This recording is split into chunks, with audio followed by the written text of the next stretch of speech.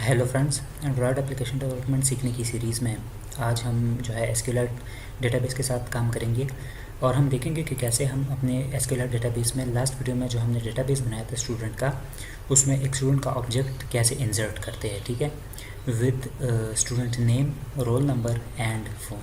ठीक है, और साथ में स्टूडेंट की आईडी जो कि एक यूनिक आइडेंटिफायर होगा एसक्यूएल डेटाबेस के अंदर रिकॉर्ड को मेंटेन करने के लिए।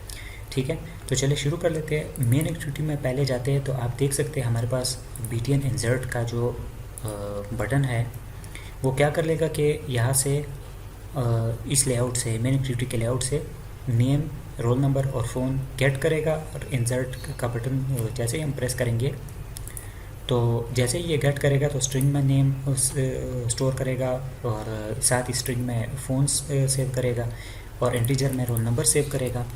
और ये आप देख सकते हैं इंटीजर डॉट पार्स करके मैंने वो जो इनपुट है हमारे पास, इनपुट रोल नंबर, उसको पहले मैंने गेट टेक्स्ट किया तो वो हमें एडिटेबल में मिलता है। एडिटेबल को पहले हमें कन्वर्ट करना पड़ता है स्ट्रिंग में, और स्ट्रिंग को फिर मैंने कन्वर्ट किया है या पार्स किया इंटीजर में, तो ये हमारे पास इंटीजर में कन्वर्ट हो जाता है। ठीक है, ये छोटी छोटी चीज़ें आपको तो पता ही होगी, सिर्फ बताने का मकसद ये कि आपको रिकॉल हो जाए। ठीक है, तो अब हम क्या कर लेते हैं, अभी हम जाएंगे, जैसे मैंने कहा था कि हमारे पास यहाँ पर CRUD हेल्पर की जो क्लास है, यहाँ पर हम इंसर्ट, रीड, अपडेट और डिलीट सारा काम हम इधर करेंगे। तो यहाँ पर मैं एक पब्लिक मेथड डिफाइन करता हूँ जो हमारे पास एक लॉन्ग इंटीजर या लॉन्ग एक डेटा टाइप है। हमारे पास एक इंटीजर होता है, एक लॉन्ग होता है। लॉन्ग जो है वो हमारे पास उसकी लेंथ जो है या जो कैपेसिटी है वो रेंज वो ज़्यादा होती है, तो लॉन्ग हमें रिटर्न करेगा और इसका नाम मैं रख देता हूँ लेट्स से इंसर्ट रिकॉर्ड। ठीक है, इंसर्ट रिकॉर्ड। और रिकॉर्ड के अंदर, इंसर्ट रिकॉर्ड के अंदर का जो फंक्शन है, इसके पैरामीटर में मैं क्या कर लूँगा, स्टूडेंट का एक ऑब्जेक्ट पास करूँगा। ठीक है, अब पहले आप फंक्शन मेरे साथ इसी तरह डिफ़ाइन करें, फिर मैं आपको यूज़ बताता हूँ कि ये कैसे यूज़ करना है। ठीक है, और किधर यूज़ करना है। ठीक है, अब हम क्या करेंगे, ये जो इंसर्ट का फंक्शन है इसके अंदर हमें एक कंटेंट वैल्यूज़ का ऑब्जेक्ट बनाना है।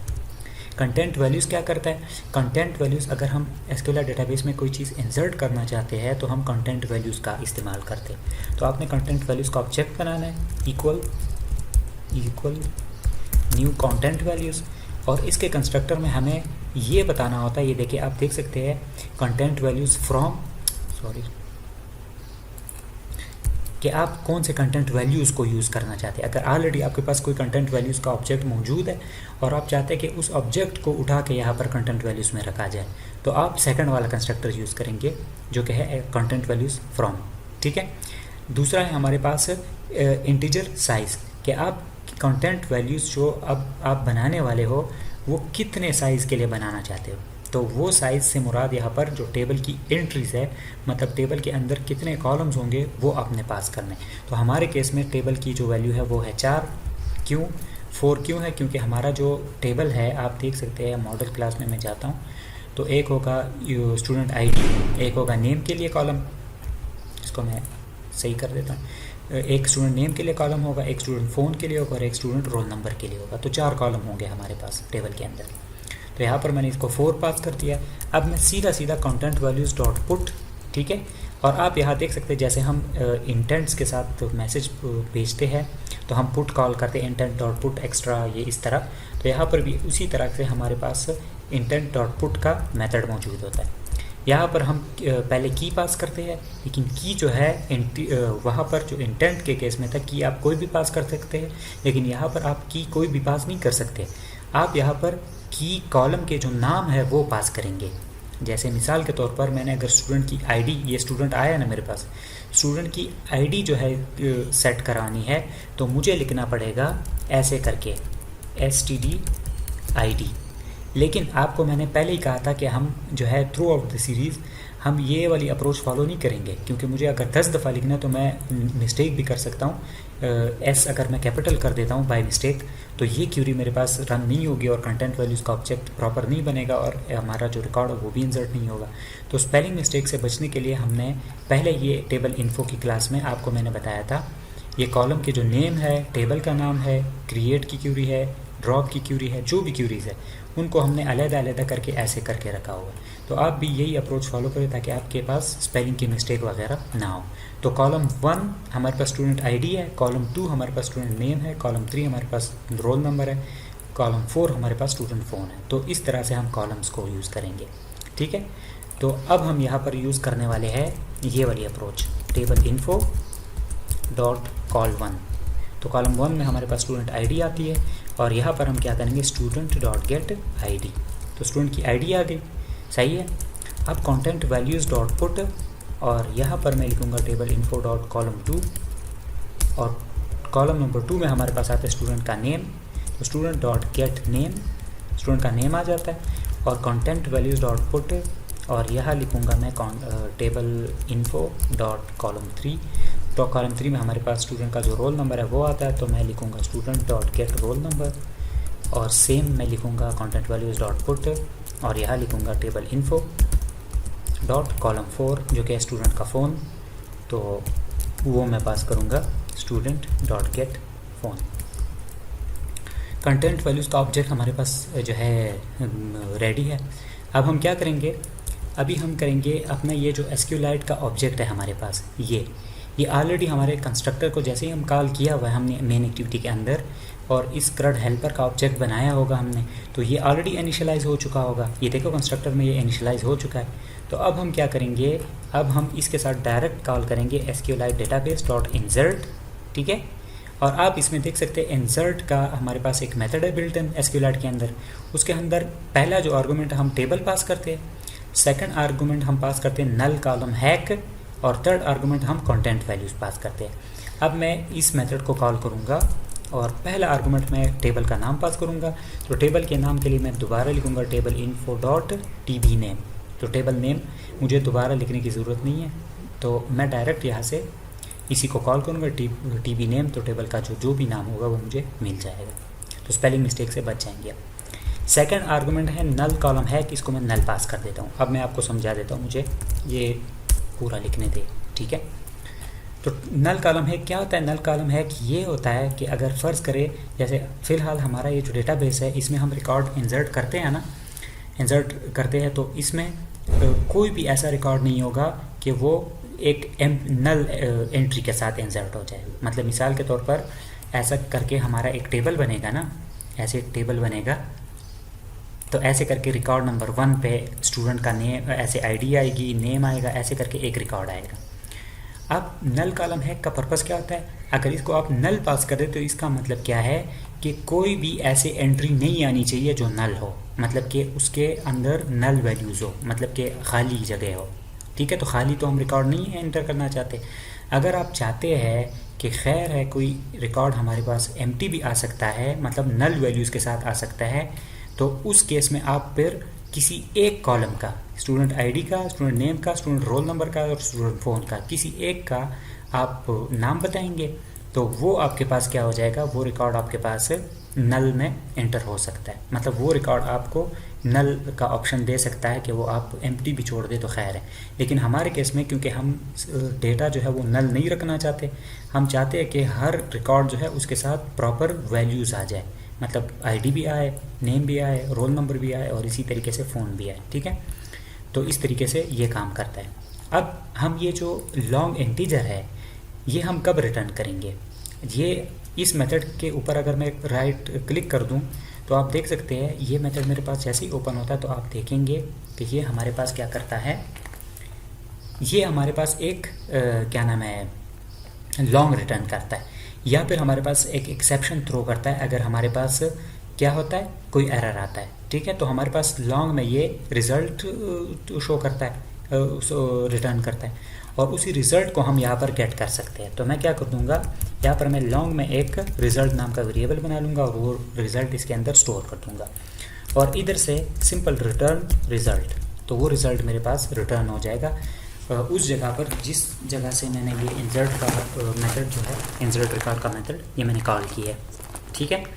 तो ये मैंने बना लिया। अब रिज़ल्ट कब जो है सक्सेस होगा, कब जो है हमारे पास फेल होगा। अब ये रिज़ल्ट के अंदर क्या आएगा, देखो अगर हमारे पास कोई ऐसा एरर आता है कि डेटाबेस में एंट्री नहीं हो पाती, तो हमारे पास -1 का रिज़ल्ट आता है हमेशा एरर में, ठीक है। लेकिन अगर एंट्री हो जाती है तो हमारे पास रो नंबर आता है, मतलब कॉलम, वो कॉलम कह रहा हूँ, टेबल में मिसाल के तौर पर यहाँ पर फर्स्ट नंबर पे एंट्री आई है तो 1 हमें रिटर्न होगा। दूसरा रिकॉर्ड हम इंसर्ट करेंगे तो हमें 2 मिलेगा रिज़ल्ट में। तीसरा रिकॉर्ड हम इंसर्ट कर देंगे तो यहाँ पर 3 मिलेगा हमें इस रिज़ल्ट में। तो रिज़ल्ट में हमारे पास रिकॉर्ड नंबर आता है या रो नंबर आता है हमारे पास, ठीक है, अगर हमारे पास सक्सेसफुली रिकॉर्ड इंसर्ट हो जाता है। अदरवाइज़ हमारे पास -1 रिज़ल्ट में आता है अगर हमारा रिकॉर्ड सक्सेसफुली इंसर्ट नहीं होता तो चले, अब हमारा मेथड तैयार हो चुका है इंसर्ट का। अब मैं क्या कर लेता हूँ, इन सारों को मैं क्लोज़ कर लेता हूँ, मेन एक्टिविटी में जाता हूँ और ये जो डेटा मैंने गेट किया इसको मैं इंसर्ट करने की कोशिश करता हूँ। तो मैं क्या करूँगा, CRUD हेल्पर का ऑब्जेक्ट तो मैंने ऑलरेडी बनाया हुआ है, तो मैं क्या करूँगा, मैं लिखूँगा CRUD helper dot insert record, ठीक है। और आप देख सकते हैं इसकी रिटर्न टाइप क्या है, लॉन्ग। तो मैं क्या करूँगा, यहाँ पर ये जो एक चीज़ है कि मैं यहाँ पर इसको दोबारा से एक रिकॉर्ड नाम के वेरिएबल, रिज़ल्ट नाम के वेरिएबल में स्टोर कर दूँगा, ठीक है। लेकिन मुझे यहाँ पर स्टूडेंट का ऑब्जेक्ट पास करना पड़ेगा और मेरे पास स्टूडेंट का ऑब्जेक्ट नहीं बनाया हुआ अभी तक मैंने। तो मैं क्या कर लेता हूँ, स्टूडेंट इक्वल न्यू स्टूडेंट, और आप देख सकते हैं कि स्टूडेंट के कंस्ट्रक्टर्स हमारे पास एक है नेम, रोल नंबर और फ़ोन। तो मैं यही वाला यूज़ करूँगा, तो इसमें मैं नेम पास कर दूँगा। सेकंड आर्गूमेंट है रोल नंबर, तो मैं रोल नंबर पास कर दूँगा। थर्ड आर्गूमेंट है मेरे पास फ़ोन, तो मैं फ़ोन पास कर दूँगा। लेकिन आईडी मैंने सेट नहीं की, क्यों? क्योंकि आईडी जो है वो यूनिक होनी चाहिए, और यूनिक आईडी तो हम ऐसे जनरेट नहीं कर सकते कि 1 2 3 ऐसे करके। या तो 1 2 3 हम ऑटो जनरेट कर सकते हैं, लेकिन हमने इंटीजर नहीं बल्कि स्ट्रिंग रखी हुई है। तो स्ट्रिंग आईडी सेट करने के लिए हम क्या करते हैं, हम, आपको मैंने पहले भी बताया होगा कि UUID डॉट रैंडम UUID, मतलब UUID हमारे पास यूनिवर्सली यूनिक आइडेंटिफिकेशन की एक क्लास है जावा के अंदर। उसको हम रैंडम कोई UUID उससे गेट कर लेते हैं और उसको स्ट्रिंग में कन्वर्ट कर लेते हैं, तो ये हमारे पास स्ट्रिंग यूनिक आईडी आ गई, ठीक है। लेकिन ये चीज़ हम क्या चाहते हैं कि ये चीज़ हम किसी जगह पे स्टोर कर दें, ठीक है। लेकिन किधर स्टोर करना चाहते हैं, ये हम स्टूडेंट का आईडी सेट करना चाहते हैं। तो student dot set student ID, और यहाँ पर हम लिखेंगे UUID dot random UUID dot to string. तो जो स्टूडेंट की आईडी है वो भी हर दफ़ा रैंडम हमें मिलेगी, universally through out the application unique ID हमें मिलेगी और वो स्टूडेंट के ऊपर सेट हो जाएगी। और ये जो स्टूडेंट का ऑब्जेक्ट मेरे पास बन गया है, इसको मैं स्टूडेंट के इंसर्ट रिकॉर्ड के मेथड में पास कर दूंगा और यहाँ चेक करूँगा कि अगर रिज़ल्ट डज नॉट इक्वल -1 है, मतलब कि अगर कोई एरर नहीं आता, तो मुझे टोस्ट शो करना पड़ेगा कि record inserted at plus result, कि मतलब कौन से इंडेक्स पर आपके पास रिकॉर्ड जो है वो इंसर्ट हो चुका है। अदरवाइज एल्स, और ये हो जाएगा टोस्ट, और ये हो जाएगा कि समथिंग वेंट रॉन्ग। आप कोई भी मैसेज दे सकते, समथिंग वेंट रॉन्ग, आप कोई भी मैसेज दे सकते हैं। सही है, ये आपके पास जो है इंसर्ट का जो ऑपरेशन था वो परफॉर्म हो चुका है। अब मैं क्या कर लेता हूँ, अपनी एप्लीकेशन को रन कर देता हूँ और इसको टेस्ट कर लेते कि स्टूडेंट का रिकॉर्ड इंसर्ट होता है या नहीं होता।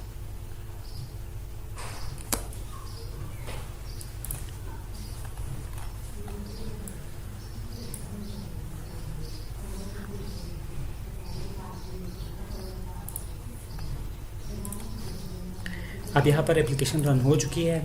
मैं यहाँ लिख लेता हूँ, लेट से स्टूडेंट का नाम मैं सिबत रख देता हूँ, रोल नंबर मैं लेट से कह देता हूँ 65, और जो फ़ोन है 1 2 3 4 5 6, कोई भी फ़ोन नंबर आप दे सकते हैं। मैं तो जस्ट टेस्टिंग के लिए करूँ तो 1 2 3 4 5 6 मैंने दे दिया। अब मैं इंसर्ट प्रेस करता हूँ और देखता हूँ कि इंसर्ट होता है या नहीं। तो जैसे मैंने इंसर्ट किया तो आप देख सकते हैं रिकॉर्ड इंसर्टेड एट 1, कि मतलब पहले रो पे रिकॉर्ड जो है इंसर्ट हो चुका है, क्योंकि हमारा पहला रिकॉर्ड था। अब मैं एक और इसी तरह से 2-3 रिकॉर्ड इंसर्ट करके आपको बताता हूँ। सेकंड में अरसलाम, जो रोल नंबर लेट से मैं 10 पास कर देता हूँ, फ़ोन में 7 8 9 पास कर देता हूँ 7, फिर इंसर्ट करता हूँ। तो आप देख सकते हैं रिकॉर्ड इंसर्टेड एट 2। इसी तरीके से मैं एक और स्टूडेंट पास कर लेता हूँ, लेट्स से स्टूडेंट नेम है खालिद, और यहाँ पर मैं क्या कर लेता हूँ 15 रोल नंबर है, यहाँ पर मैं 111 साथ ऐड कर लेता हूँ, तो ये फ़ोन ऐड हो गया। तो रिकॉर्ड इंसर्टेड एट 3, तो 3 स्टूडेंट्स का रिकॉर्ड हमारे पास इंसर्ट हो चुका है। अब ये जो रिकॉर्ड इंसर्ट हो चुके तीनों स्टूडेंट्स के, ये मैं देखूंगा किधर से, तो ये तो हमारे पास ऐसे दिखेंगे नहीं, तो मैं क्या करूँगा कि ये डेटाबेस हमारे पास मौजूद किधर है और इसका ये जो टेबल है ये किधर मुझे डिस्प्ले होने को मिलेगा। तो ये हम देख सकते हैं यहाँ पर, ये राइट साइड पे आपको मिलेगा डिवाइस फाइल एक्सप्लोरर, इस पर जाएंगे और मेक श्योर करें आपकी चाहे एमुलेटर हो या फिजिकल डिवाइस हो, वो डिवाइस इधर कनेक्ट हो, तब जाके आपको ये मिलेगा ये ऑप्शन। मतलब ये ऑप्शन तो मिलेगा लेकिन ये जो डिवाइस फाइल एक्सप्लोरर ये आपको नहीं मिलेगा। तो ये डेटा में जाना है, आप देख सकते हैं डिवाइस फाइल एक्सप्लोरर, फिर डेटा, फिर दोबारा डेटा के अंदर दोबारा एक डेटा का फोल्डर है, इसमें जाना है। फिर आपने अपने जो ये जो पैकेज है ना com.example.sqlite CRUD, आपका कोई पैकेज होगा इधर, तो वो आपने ढूंढना है। तो com.example. ऊपर मैं जाता हूँ com.example.CRUD, ये SQLite CRUD, ये पैकेज में मैं चला गया हूँ। यहाँ से मैं ओपन करता हूँ तो आप देख सकते हैं डेटाबेसेस का मेरे पास एक फ़ोल्डर बन चुका है, उसको ओपन कर लेता हूँ तो आप देख सकते हैं स्टूडेंट DB के नाम से मेरे पास एक स्टूडेंट का डेटाबेस है। आप देख सकते हैं इसमें परमिशंस कौन कौन से मेरे पास बिल्ट इन अवेलेबल है, जो बाय डिफ़ॉल्ट रीड और राइट की है, लेकिन मैं इसको एग्जीक्यूट नहीं कर सकता। ठीक है, तो मैं क्या कर सकता हूँ, इसको अगर मैं डबल क्लिक कर दूँ तो ये मेरे पास ओपन हो जाएगा। यहाँ पर पूछेगा कि आप किस फॉर्म में इसको ओपन करना चाहते हैं। अगर मैं टेक्स्ट सेलेक्ट करूँ, HTML सेलेक्ट करूँ, XML सेलेक्ट करूँ, कोई भी सेलेक्ट करूँ, तो मेरे पास ये ओपन तो हो जाएगा, लेकिन आप देखेंगे इसको कि जो डेटा है वो रीडेबल नहीं होगा, कि मतलब वो इनक्रिप्टेड फॉर्म में होगा।